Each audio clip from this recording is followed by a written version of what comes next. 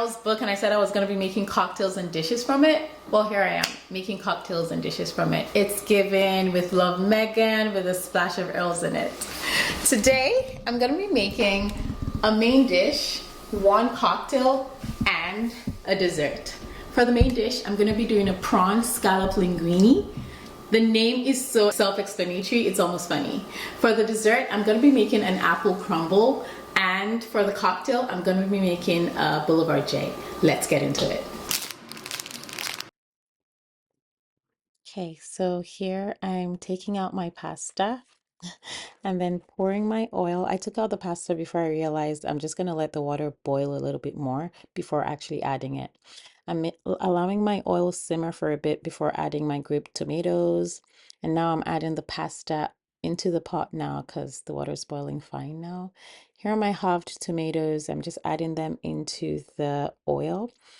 And next, I made a shallot garlic paste off camera. So what I did was I blended I blended some shallots, minced garlic, salt, black pepper, red chili flakes, and olive oil together in a food processor.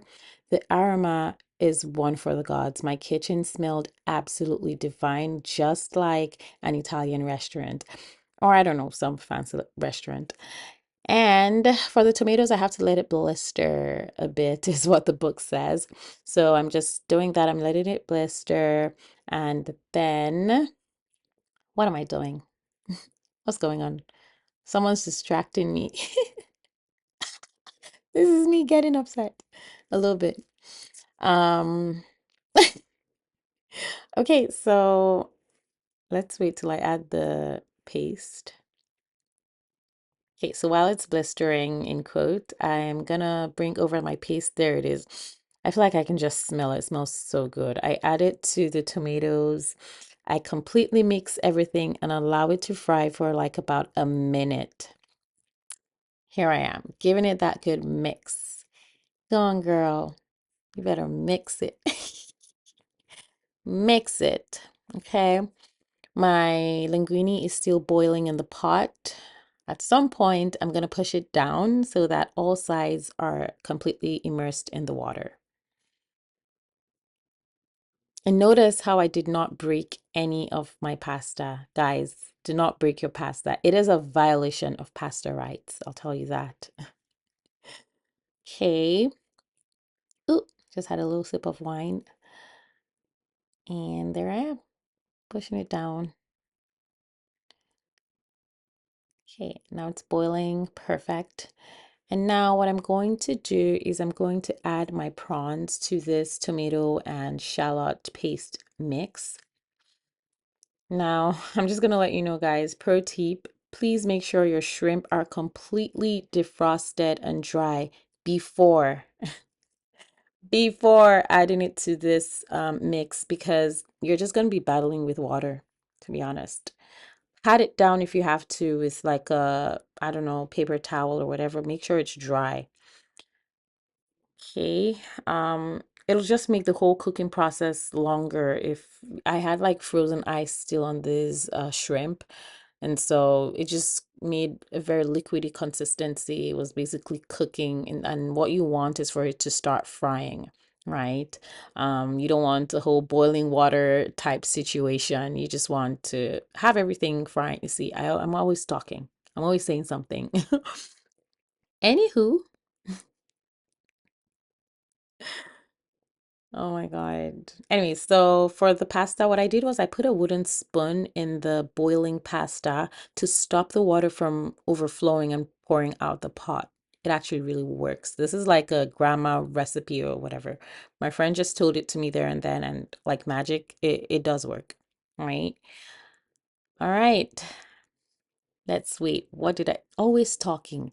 Always saying something. I was just speaking all the time. Okay, so I'm just gonna let both of them just, simmer on the fire for a little on medium. Okay, and next, if we could cut to next, we get it. We see the pots. Come on, girl. Uh-oh. What am I adding? Oh, I forgot to add my scallops. Yes, so that happened. I did forget to add my scallops, and then I later on added them. You should add your scallops and shrimp at the same time. However, it all worked out. Scallops have a softer consistency than shrimp. Shrimp will take more time to fry. So it worked out perfectly.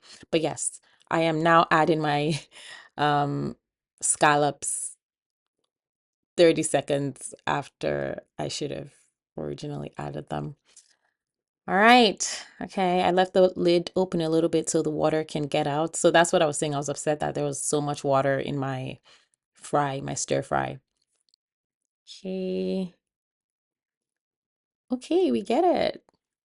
All right. Now I'm going to chop the arugula leaves and the basil leaves that we need up. Next, I'm going to take a sip of wine. It's part of the cooking process, guys. It is because it keeps me going and stops me from giving up on cooking. Okay, so now I'm gonna chop my leaves. Chop, chop, chop. The basil is right here in the on the right hand side. So I'm sorry, left hand side. Well, my right in the video, but your left hand side, you watching it, is on my left hand side in the bowl, and I absolutely love the taste of basils, even the smell, right? Love it, absolutely divine.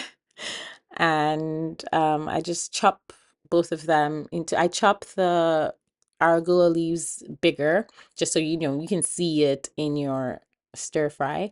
And my basil leaves, I chop it like a very like tiny pieces. I just want to, it's really just there for the aroma. It just makes your entire meal smell just amazing, really. Okay. And here I am asking if I had to cut the leaves. Of course you have to cut the leaves.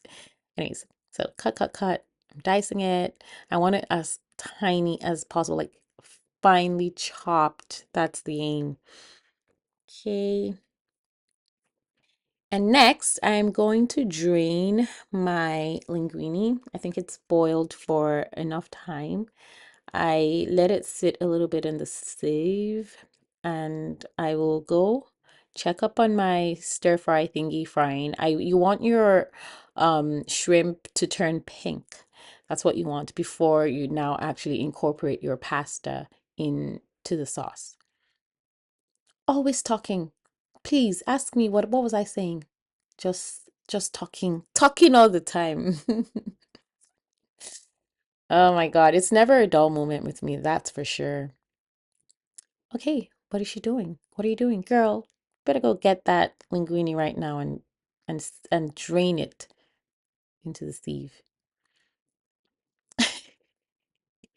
Always talking. Okay, perfect. And it's so weird because the book says don't wash. I am a washer of my, pasta. I want to wash off the starch or whatever, but I decided to be very obedient and just follow through. I did not wash my linguine. I don't know. And here's my sauce. It's dried. I actually had to drain the water. It's there, sitting there. Okay, so here I am putting in my pasta into the tomato shallot mix paste. Um, and then I'm gonna add a little bit of the water that I drained. Oh yeah, so this is heavy cream. What else is this? Let's see. So heavy cream, chicken stock, and lemon zest. I pour that in, and then I throw in white wine as well. It's in the book. It did say to pour white wine. I don't know if this is too much, but I put it anyways. And I added a little bit of water that I drained from the tomato paste. It's a very rich and lovely smelling liquid water sauce thing. And so I just put a little bit of that in there. That's what is in that bowl. All right, so I mix the linguine completely in the sauce and leave to cook for about 10 to 15 more minutes. Okay. Now my arugula and basil leaves are sitting and waiting for me. They're waiting for this to be done. I just love it's so rich and creamy like this thing, and it smells amazing. Like it smelled like I was in some expensive restaurant. I was just very happy and proud of myself, to be honest. I like my linguine very soft. I don't like hard life. There's no need, nothing should be hard. Nothing I'm eating should be hard if it's not cookies or crackers, okay? Anything cooked, I want it soft. Baby soft. Oh, this is me taking some shrimp to taste because I just love to do that. Okay, now when it's completely cooked and I've turned off the gas, that's when I add my basil and arugula leaves. And this is what the book says, right? Because then it's still hot. You know, you don't want to overcook your leaves. You still want the nutrients. And yeah, I agree. Because eating it, it was amazing. So I just threw those in there and then covered the pot. All right. So this is a very creamy, soft, amazing, yummy pasta. When you're plating it, you then sprinkle your Parmesan cheese on top of it. Some people like to sprinkle the cheese in the pot as it's still hot. You can do that. I don't know why I didn't, but yes, I think that would be the smart thing to do. I just like to have it sprinkled. Like even when I'm reheating, I want to get the pasta, put it in the plate, sprinkle the cheese on, and then reheat it to eat. But whichever you prefer to choose on, I don't know. But you see how soft the pasta is right now? That's what I want. That's how I like my pasta to be. I like it to have soaked up the juice and be very rich, flavorful. You can't tell the separation of the pasta and the sauce. It's just one yummy, creamy. It smells amazing. And with the shrimp and prawns, it's just, I love it. Okay. And then I love the way it looks. And then what I did was I got the book and did a side by side to see if it was sort of similar, and it was, and I was happy and proud of myself. You see, it's actually literally the same thing. And that's it. I made my prawn pasta linguine. Prawn scallop linguine. I don't know why I keep saying prawn pasta linguine. Prawn scallop linguine. Jeez. Okay. I think I eventually plated it. Yeah, I did. I plated it on camera. I don't know what we're waiting for or what we're looking at here, but I guess we're looking at something and waiting for something. Hmm. Anyways, next, what I did, like I said, I was doing the main dish and this is done basically. And then next I'm gonna start doing my apple cobbler. I always call it an apple crumble. So throughout the video, you're gonna hear me say interchange between apple cobbler and apple crumble. It's whatever. Hmm. Now the apple crumble has a lot of microwaving. I did everything the book said to do. Just microwave, microwave, microwave. Oh, look at that. Yum, yum, yum. Eat it. So, right, we're right next to the apple thingy. So, what I did was I cut my apples and then coated it with brown sugar and I microwaved it for 4 minutes. I then drained the water and set it aside. To that water, I added cream, cornstarch, and then added lemon juice and cinnamon to that water. I whisked it. I then microwaved the apples again for 3 minutes till they were soft, and then I poured the cornstarch mix to the apples. I microwaved it again for another 3 minutes. All right. So this is me mixing the entire thing, the microwaved apples and the cornstarch, lemon juice, heavy cream mix. And now I'm dicing the almonds, right? And me mincing the almonds is for the pie topping, right? To this almonds, I'm gonna throw rolled oats, flour, melted butter, and also sprinkle some brown sugar and cinnamon to that mix. It's gonna give it sort of like a rough consistency. You want that, set it aside, okay? Then to the apple, I'm adding corn and uh pie crust. So what I did was I made a pie crust and it's made of flour, butter, powdered sugar, one egg yolk, and fine salt, giving it a thick dough consistency. I lined the pan with that crust before adding the apple mixture to it. I then cover the apples with my pie topping and spread it all across so it covers all the areas of the apple mix. All right, pat that down. I'm still talking.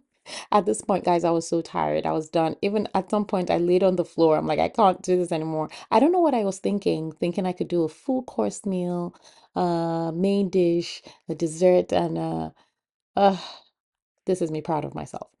a dessert and a cocktail all in one day, evening, or whatever. But I did it. I pushed through. I almost gave up, but I continued thanks to the wine.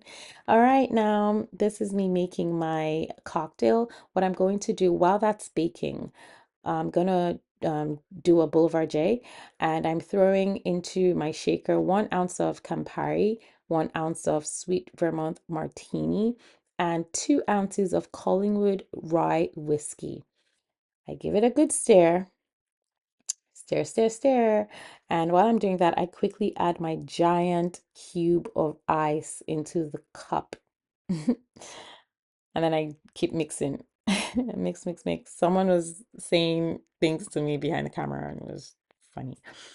Mixing, mixing, mixing, mixing, giving it a good mix. Okay, I close the shaker, shake it a little bit, and then I pour the contents into my glass with the ice in the cup, obviously. Okay, let's do it. Shake it, girl. Ooh, yeah. Do that, do that, do that, do it. There we go. Look at that. Nom, nom, nom. It tastes really good. It has this dry, sour, sweet taste to it. And then I add my cherry on top for, don't eat it. I, I add my cherry on top for aesthetics or whatever. Hey, drink it, taste. How does it taste, girl? Okay, I believe you.